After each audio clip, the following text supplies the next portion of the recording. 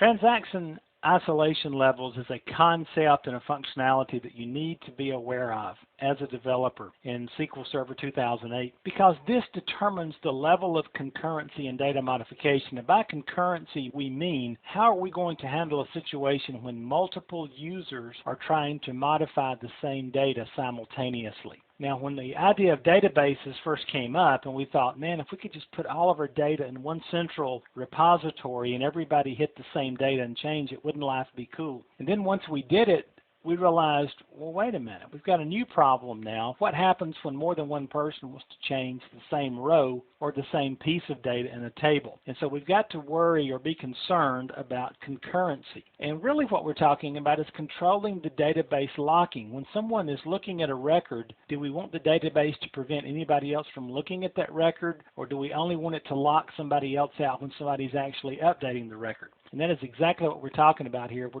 trying to determine or help SQL Server know how and when to apply locks when data is being read by someone. And then how long are we going to hold those locks to make sure that everybody sees the data kind of in a serial format. And let's look at some problems that can come up here. When we're talking about concurrency and multiple people working on the database at once, there's a number of situations that can happen. And I want to go through them here because you're going to hear these in documentation and you need to understand what they are. Because you may do development on a database and then start to get complaints from end users saying, you know, this is what happened, this is what I did, the data's not there, and you need to be able to recognize what's going on. The first one is a lost update. Now this happens when two people update the same row and the database doesn't do any locking on that particular record. What happens, the last person who does the update wins. They overwrite the previous one, and so the first one becomes a lost update. The first person is saying,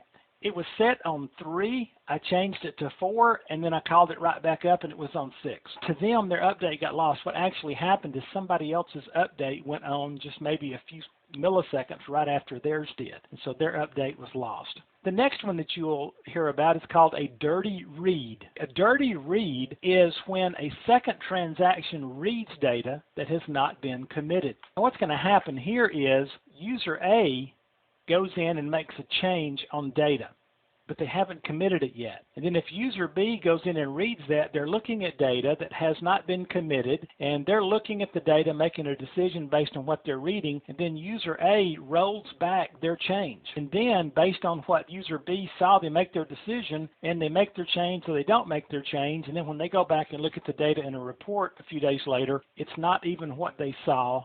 It's something totally different, and they didn't make a change. It's something, again, since it was not committed and rolled back, it went back to the original value, not even the one they saw. I hope that makes sense. Just think that through. But this happens, you'll hear this a lot, when data and reports don't match up with what people saw, when more than one person are allowed to read things when data hasn't been committed. And so what happened here, obviously, the first transaction rolled back the change the second user saw, and the report has incorrect data because that second person made the wrong choice based on the dirty data that they saw. The next one's called a non-repeatable read, and this is where the second transaction reads data twice and gets two different results.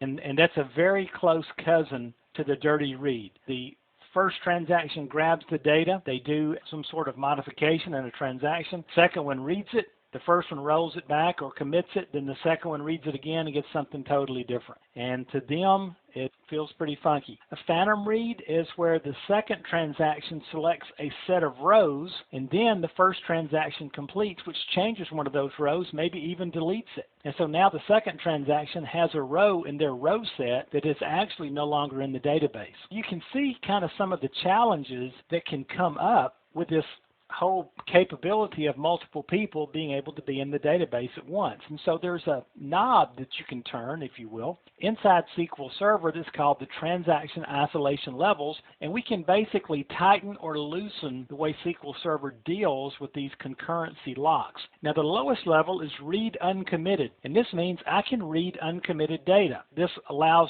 dirty reads to happen, non-repeatable reads, phantoms are possible, but locks are very seldom applied to the database, only in update conditions.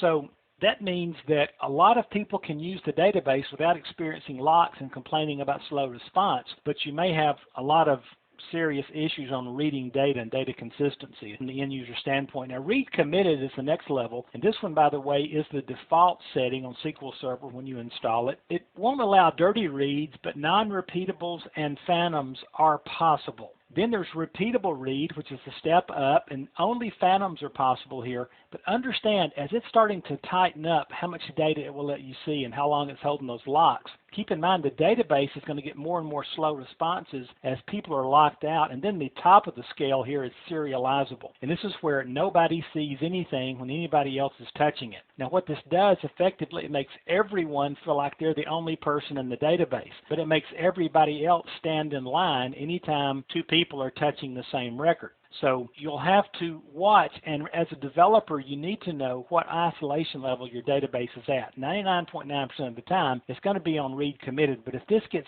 changed, you need to know that because it could change the way your application works on certain levels, especially when we're talking about dirty reads, non-repeatables, phantoms, and so forth. So just wanted you to be aware of this, and you can go out and look in books online to see how to change this. But usually the administrator will be the one to change it, but you just need to be aware from a development standpoint.